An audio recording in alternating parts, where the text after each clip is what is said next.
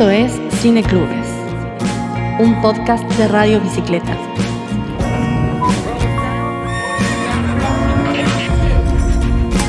Una ventana al mundo. Una pizarra abierta a nuevas miradas. Un espacio para pensar el cine y el devenir de las imágenes. Esto es Cineclubes, una experiencia sonora que nos conecta con la cinefilia.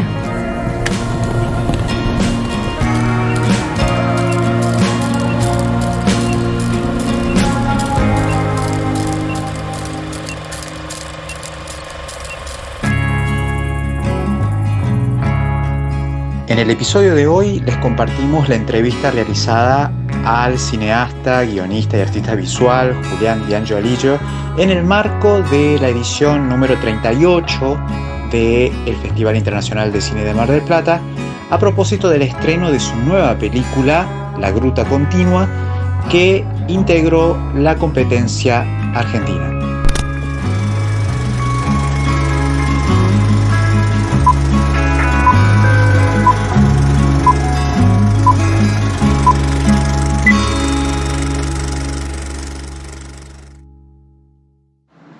Muy bien, continuamos en la cobertura de la 38ª edición del Festival Internacional de Cine de Mar del Plata, y en la competencia argentina este año tuvimos la oportunidad de ver la nueva película, tercer largometraje del cineasta argentino Julián D'Angelo, y estamos con él. La película se llama La Gruta Continua. Vamos a hablar con él sobre este film que estuvo en competencia. Lo saludamos. ¿Cómo estás, Julián? ¿Qué tal, Andrés? Gracias por este momento. Bueno, Julián, la verdad que fue muy grato el visionado de la película, de tu tercer largo, después de unos cuantos años de ver, allá por el 2010, Hacerme Feriante, y en 2015, Cuerpo de Letra. Llegás con este nuevo largometraje que yo creo que se emparenta bastante con los otros, en el sentido de cómo filmás los espacios, los lugares, cosas que están a la vista pero no son tan visibles al mismo tiempo. Y en este caso nos metemos en el mundo de la espeleología, ¿no? La expedición, la exploración de grutas, de cavernas, de cuevas. Te quería preguntar, primero que nada, ¿cómo nace tu acercamiento a este campo, a esta disciplina y esta ciencia, para decidir hacer una película sobre ello?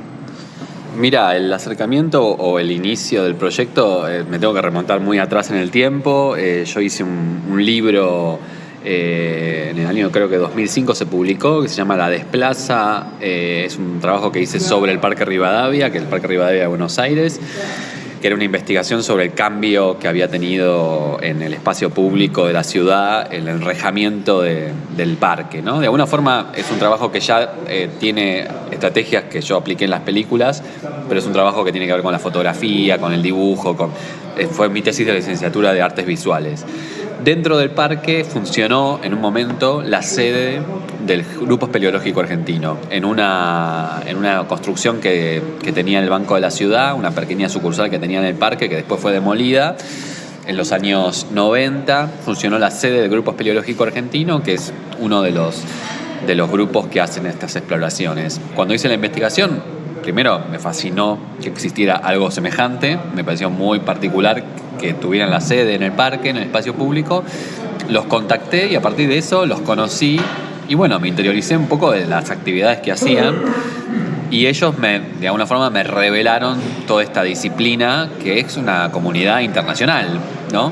Lo cual también me generó como una especie de curiosidad muy intensa sobre averiguar y sobre también participar de las exploraciones. Así que estoy hablando de un periodo de largos años, pero luego de eso los acompañé en algunas campañas que hicieron en la provincia de Buenos Aires, en Córdoba, y resultado de eso surgió este cortometraje que se llama Autosocorro, que participó de una edición del Festival de Mar del Plata en el 2014. Y este corto fue un primer acercamiento sobre la experiencia de hacer espeleología. Me parecía muy interesante, y también era algo como que hasta que no estás ahí, hasta que no te metes en ese tipo de espacios medio que uno no sabe si va a tener un gusto sobre eso, ¿no? Porque es una situación que cualquier persona querría evitar a priori, ¿no? A mí me gustó, la verdad que me pareció me sentí bien cómodo a nivel físico y me gustó mucho participar y conocerlos a ellos. Me pareció muy interesante el espacio de la disciplina, porque es una transdisciplina, no es que es una carrera que se estudia académicamente organizada, sino que involucra, no sé, a paleontólogos, a biólogos, a geólogos, por supuesto, a gente de muy diversos intereses y el eje justamente de los estratos subterráneos me pareció muy interesante. No lo pensé tan racionalmente en relación a mis otras películas, pero bueno, sí entiendo que hay una línea de unidad respecto a eso. Y bueno, un poco a partir después del corto surgió esta inquietud por expandir también, porque yo tenía ganas de probar, después de hacer las otras dos películas que mayormente fueron localizadas en el conurbano, como Conurbano de Buenos Aires, como espacio de rodaje, sí me interesó practicar, filmar en otro país, filmar en otro idioma. Me parecía un desafío, me parecía un paso importante hacia adelante para hacer. Y bueno, tuve la oportunidad de hacer una residencia artística en Italia, donde conocí a Alberto Cotti, que es el espeleólogo que aparece primero en la película, con quien de alguna forma establecimos una especie de equipo creativo, y él me empezó a introducir a otros espeleólogos italianos con los cuales hicimos estas exploraciones en Italia. Y la línea que tiene que ver con Cuba fue algo que se desprendió del conocimiento de Ángel Graña, de conocerlo a Ángel Graña, que era el presidente de la Sociedad Espeleológica de Cuba, que participó de unas jornadas espeleológicas en La Falda, organizadas por la UAE, que es la Unidad Argentina de Espeleología, a la cual fui y participé cuando hicimos autosocorro, y de conocer, bueno, la espeleología cubana y cómo estaba integrada la espeleología cubana al gobierno, digamos, cómo era el apoyo del gobierno, que bueno, que en Cuba ya sabemos que tiene toda una singularidad particular en relación a la naturaleza, al estudio de la naturaleza. Bueno, me pareció muy interesante poder filmar en Cuba, y finalmente pude viajar y hacer estos registros e incorporar ciertas historias que tienen que ver con la disciplina en Cuba, pero también porque es un punto de referencia muy fuerte en general, y los italianos también admiraban mucho la espeleología cubana. Entonces se generó esa especie de túnel imaginario, porque obviamente nadie puede llegar a Cuba desde Italia, pero bueno, de alguna forma sí había una comunicación o una admiración mutua, ¿no? Bueno, esto que acabas de decir me parece muy interesante, y sobre todo cómo vos lo filmás. Es decir, de repente en la película estamos con personas que hablan italiano, como vos decías, filmás en otros idiomas, y sin previo aviso estamos en Cuba. Es decir, hay como un fluir y una continuidad, y esta es la idea de la gruta continua, ¿no? O sea, es como si fuese todo un solo espacio subterráneo. Y creo que te quería preguntar por las decisiones en montaje respecto a cómo lográs esta idea de continuidad en estas cuevas, de cómo fue ese proceso en la selección del material que quedó finalmente en la película, ¿no? Me imagino que ante la fascinación que producen ese mundo oculto, digamos, cómo fue seleccionar los materiales que quedarían, y esta tarea de no quizás hacer una demarcación explícita de en qué lugar estábamos, simplemente dejar que el relato fluyera, digamos.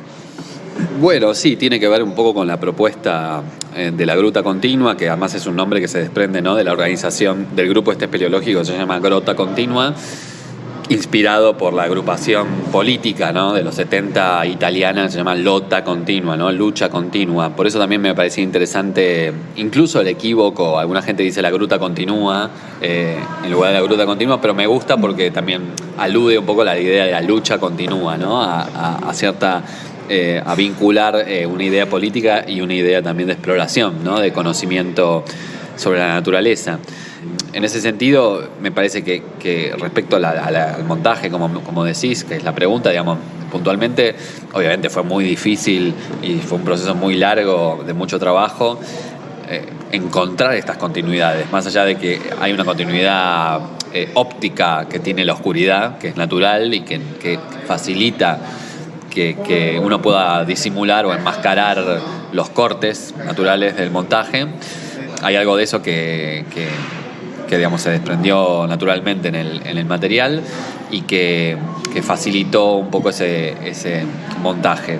Obviamente que después el proceso de montaje lo hicimos con Pablo Mazzolo, que es un montajista y además es cineasta experimental, con lo cual había cierta complicidad estética y bueno, fue un proceso de varios años de idas y vueltas y de también decidir con mucho, a veces con mucho dolor, a veces desprenderse de algunas escenas o de algunas imágenes para poder generar esta fluidez, digamos, esta comunicación del espacio subterráneo. No sé. Está perfecto. Sí. No, esa era la inquietud también. Pero también uno piensa, ¿no? Los desafíos de ir a rodar en esas profundidades. Hablábamos también, y se hablaba de esto al finalizar la proyección, con respecto a, pienso en la dirección de fotografía, ¿no? Los desafíos que implica la ausencia de luz, ¿no? O sea, cómo filmar en plena oscuridad y también la cuestión sonora. Las decisiones que tiene que ver con registrar los sonidos ahí, ¿cómo fueron esas decisiones en esos aspectos? Bueno, mira, es un espacio, como decíamos antes, es un espacio de mucha dificultad, digamos, uno de los peores espacios posibles donde uno pueda filmar. En ese sentido, casi que sigo, bueno, como así, en La Salada también era un lugar, casi uno de los peores lugares en el mundo para filmar, creo que también esto era un poco así. Pero bueno, hay algo que era muy atractivo del espacio subterráneo, porque uno tiene que iluminar, ¿no?, el espacio para poder registrarlo, para poder hacerlo perceptivo, ¿no?, a la cámara. Y hay algo de esto que también no ha cambiado mucho a lo largo de los años, desde los inicios de la fotografía subterránea, ¿no?, incluso del siglo XIX, donde se empiezan a hacer las primeras fotografías que se hacían con el diafragma abierto, ¿no?, en exposiciones muy largas, y los espeleólogos pintando, ¿no? De alguna forma esto se menciona en la película en algún momento, porque hay un fotógrafo, Esteban Grau, un fotógrafo cubano, que habla un poco de este procedimiento, pero él hace fotografía 3D. Es interesante este procedimiento que tiene que ver con, bueno, elegir un punto de vista, elegir una puesta de cámara, plantar el trípode y dejar una exposición larga en la cual uno con las siluetas, digamos, de los espeleólogos empieza a pintar el espacio para hacer visible, para traer a la imagen, digamos, el paisaje subterráneo, ¿no? Esto obviamente con el digital se ha facilitado mucho. Originalmente era muy difícil hacerlo en negativo, en película fotoquímica, pero el digital ha facilitado mucho y uno puede ver, fácilmente googleable. La fotografía subterránea ha avanzado muchísimo y hay concursos internacionales, etcétera. Pero bueno, fue muy, muy interesante probar eso y probarlo en complicidad con los espeleólogos, digamos. Yo la verdad que originalmente mi idea era volver a hacer los rodajes y poder volver con un equipo más grande, con colaboradores que me ayudaran con esa parte, pero bueno, por cuestiones de producción no pude volver a hacerlo y sin embargo estoy muy contento con el resultado, con las imágenes que pudimos registrar, porque también son espacios gigantes, ¿no? Son de golpe salones que pueden tener, no sé, 80 metros de alto, 100 metros de alto, y es muy difícil también eso, que las luces lleguen a imprimir con tanta distancia. Pero sin embargo creo que la sensación se percibe bien en la película de la dimensión de los espacios, tanto de los más chicos como de los más grandes, y bueno, esto fue como muy importante de hacer. Respecto al sonido, un poco análogamente, también tiene sus particularidades, ¿no? De esto hay una sección en la película, hay una escena en la película que se habla puntualmente del sonido de las cuevas, que es una entrevista que pude hacerle a Giovanni Badino, que es un astrofísico muy importante italiano, en el cual él habla de los registros que pudo hacer sonoros en las cuevas, ¿no? Y cómo a partir de los registros sonoros puede hacer un cálculo de las dimensiones, ¿no? Como es gracioso como que él puede calcular las dimensiones a partir de las reverberaciones, de las frecuencias, de cómo se comporta el eco en algunos lugares, cómo se comporta el viento, cómo el viento es registrado en algunos sitios. Bueno, eso tiene una secuencia en particular, no quiero hacer ningún spoiler en particular, pero hay una secuencia que trabajamos con mapas de cuevas, tratando de ilustrar de alguna forma este procedimiento científico, digamos, ¿no? Sin ser rigurosamente científicos, pero tampoco distanciándonos tanto de los materiales originarios, porque trabajamos con materiales que Giovanni mismo nos dio. A partir de esas grabaciones, el músico Nicolás Barchowski compuso esa sección, esa escena, con él vengo trabajando hace bastante en el proyecto. De hecho, él participó de las Jornadas Nacionales de Espeleología. Con lo cual, bueno, hay algo de la composición de los espacios en la cual la imagen y el sonido es muy importante, es muy relevante, ¿no? Hablabas de todos estos desafíos, y yo pensaba mientras veía tus películas que nos conecta de alguna manera con los inicios del cine mismo, ¿no? Es decir, ir a esas profundidades, a las oscuridades de donde salen mitos, leyendas, y el cine de aventura también. Hay algo de la aventura en tu película que me parece muy, muy interesante. Para gente que estamos completamente ajenos a la especificidad de la práctica, de la disciplina, en ese sentido me parece que es una película que puede ver todo el mundo y dejarse fascinar por sus imágenes, sin caer en una cuestión estrictamente así académica, pero con el rigor que vos recién hablabas. ¿Cómo manejaste esto, no? No sé si vos como realizador pensabas a la hora de decir montar tu película, o sea, filmar, montarla, decir si esto puede despertar interés en un público en general o que no esté acotado a aquellos especialistas o entendidos en la materia, digo. No sé cómo lo pensabas. Bueno, eso es algo, o sea, es una pregunta que no puedo contestar. O sea, a medida, la película, la verdad que se estrenó primero en Doc Lisboa, en Portugal, ahora tuvo su segundo festival en Mar del Plata, y de alguna forma tuve pocas proyecciones como para poder hacer un diagnóstico claro al respecto. Entiendo que entiendo que la temática pueda resultar un poco abstracta para el gran público, digamos, para un público masivo, pero sin embargo sí siento que, bueno, tanto en las funciones de Portugal como en las de Mar del Plata hubo un núcleo importante, porcentual, del público que se quedó para escuchar y que quedó muy curioso por la actividad de los espeleólogos, pero también la forma en la cual interpelamos ese mundo, ¿no? Con lo cual entiendo que la película no pueda ser del todo masiva, no era mi intención, sino de alguna forma como fue también en Hacerme Feriante y en Cuerpo de Letra, que también que el cine, o el cine documental en este caso, sea una herramienta de conocimiento en sí misma, ¿no? Que pueda ser realmente volver a esos orígenes del cine, en el sentido de utilizar muy sencillamente esto como una herramienta de conocimiento, ¿no? Y en ese sentido no está tan lejos de la actividad científica, digamos, que también, si bien yo no tengo un resultado que pueda ser estrictamente útil o funcional, me parece que sí, la película incorpora algunas problemáticas en relación a la ecología y a la política, que son temas que siempre están en discusión, hoy más que nunca la ecología, pero de alguna forma tratar de aportar algo distinto, un punto de vista distinto sobre esas temáticas, y abrir un espacio de debate, discusión o reflexión nuevo en ese sentido. Esa es por ahí mi ambición, que tampoco es tan grande, es bastante escueta, respecto al público que pueda ver la película y que pueda apreciar, que pueda, digamos, de alguna forma quedarse con una idea distinta sobre el uso de la Tierra, sobre el uso del planeta, y también no quedarse en la superficie, ¿no? Literalmente, en el sentido de que, bueno, la ciudad de alguna forma está muy presente en mis dos películas anteriores, y en general a mí me interesa mucho el tema urbano, pero esto fue un esfuerzo también de eso, de salirme de un lugar de confort que yo tenía también como realizador, y bueno, en ese sentido creo que fue como una experiencia muy intensa, digamos, poder generar este alejamiento de la ciudad, pero también lo pienso desde el punto de vista de la cultura, ¿no? Como tratar de lograr, de alguna forma, empezar de cero. Tratar de empezar de cero. No está mal esta vuelta a los orígenes, esta vuelta al espacio mítico de la filosofía, incluso de la cueva, ¿no? No nos olvidamos que es como un lugar de la filosofía clásica, ¿no? Pero también de las civilizaciones ancestrales, digo, todo el tiempo en México continuamente hay descubrimientos relacionados a las culturas precolombinas que que tienen que ver con el uso de las cuevas, de las cavernas, o sea, es algo que va a seguir existiendo y es un espacio mítico por naturaleza, ¿no? De la cultura humana.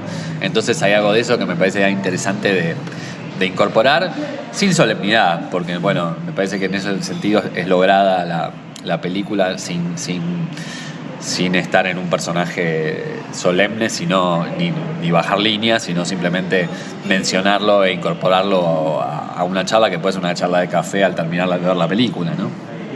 Una pregunta más sobre Cuba te quiero hacer. Recién mencionaste, ¿no? Porque de Italia, Eslovenia, pasamos a Cuba, y en Cuba, ni más ni menos, nos enteramos, o por lo menos fue mi caso y creo que de otra gente, enterarnos de que en las profundidades también, bueno, estuvo el Che, estuvo Fidel, ¿no? Y cómo se pensaba en Cuba el uso de estas cavernas como lugares de protección, de amparo frente a ataques bélicos, ¿no? ¿Cómo fue eso? Porque eso es un punto muy destacado en la película, ¿no? Decís, estamos en las profundidades, después de repente aparece el Che. Eso es increíble.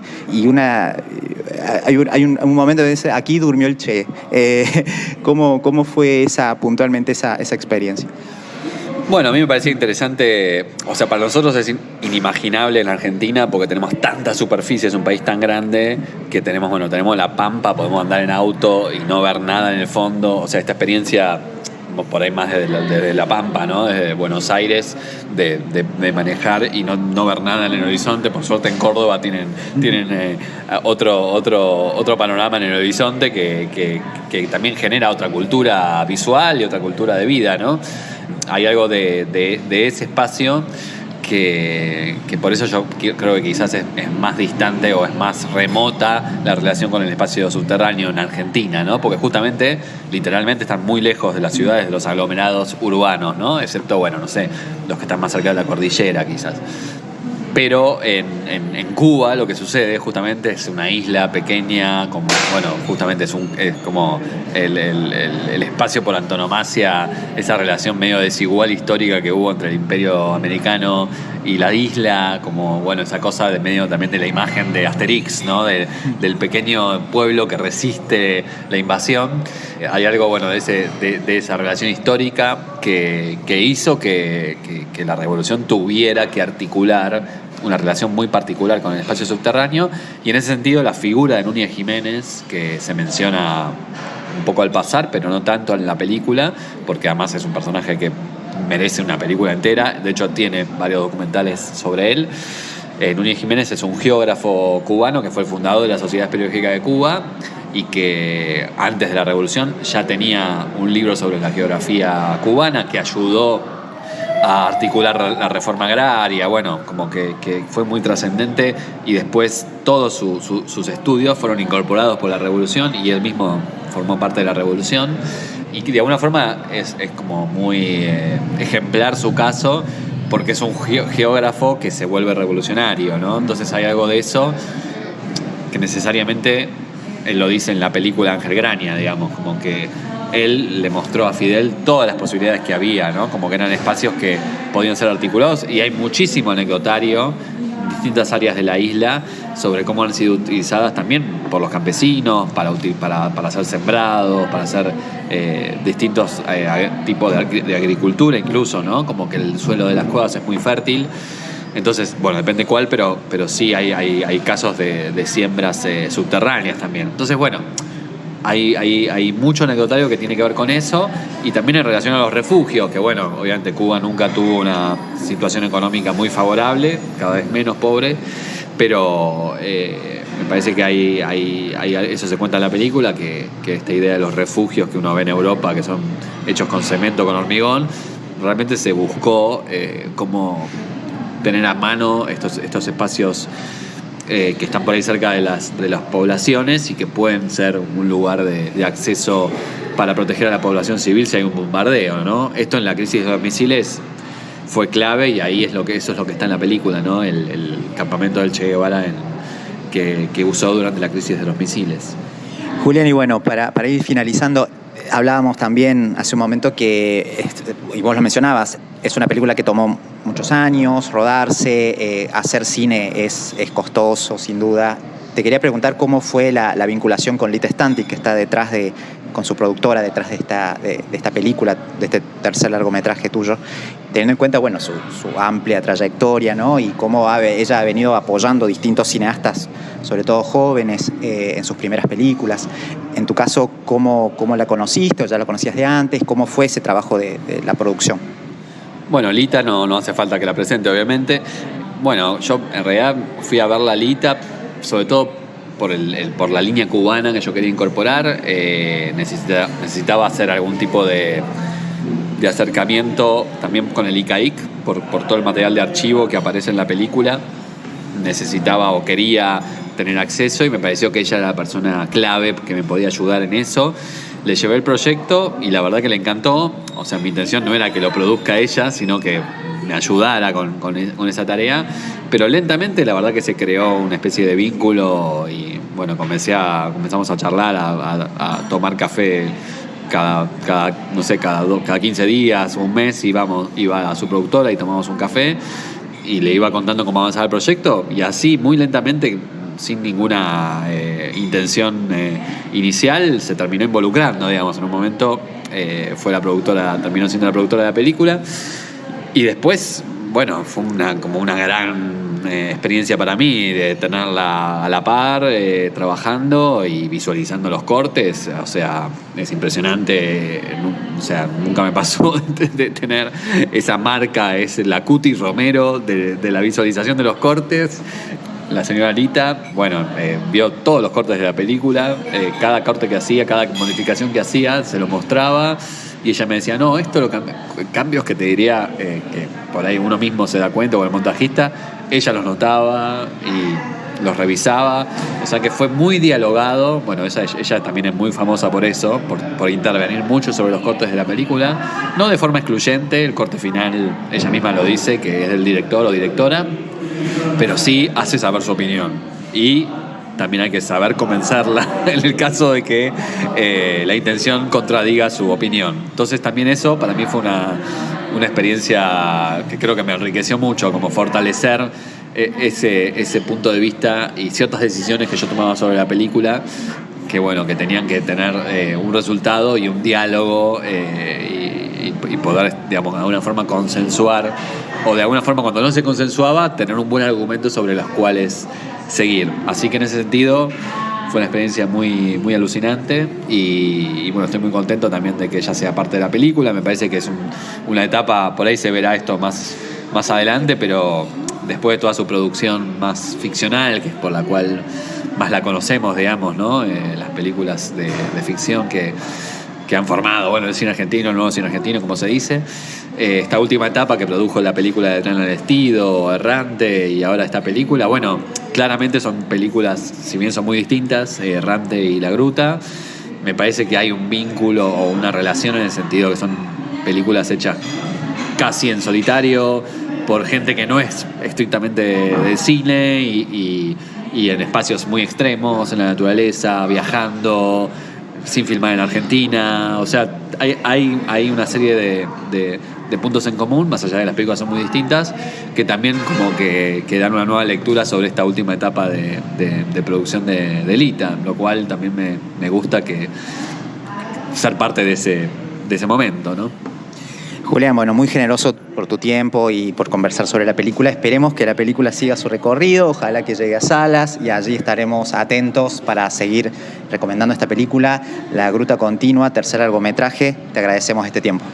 Muchas gracias, Andrés, y bueno, gracias por el tiempo y por todo el trabajo.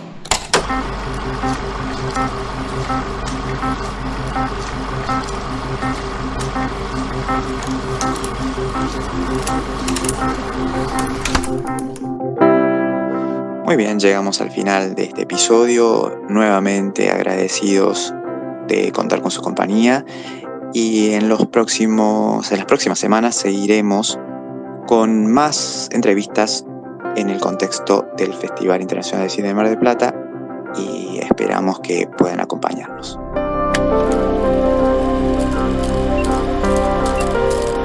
Esto fue Cine Clubes, un podcast de Radio Bicicleta. Producción general, Evelyn Melano.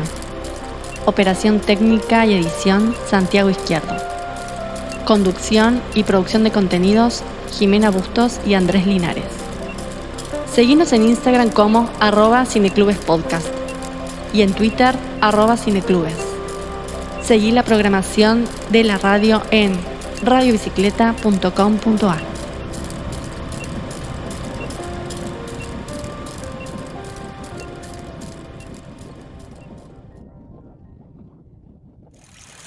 Este podcast que acabas de escuchar es un contenido original y exclusivo de Radio Bicicleta.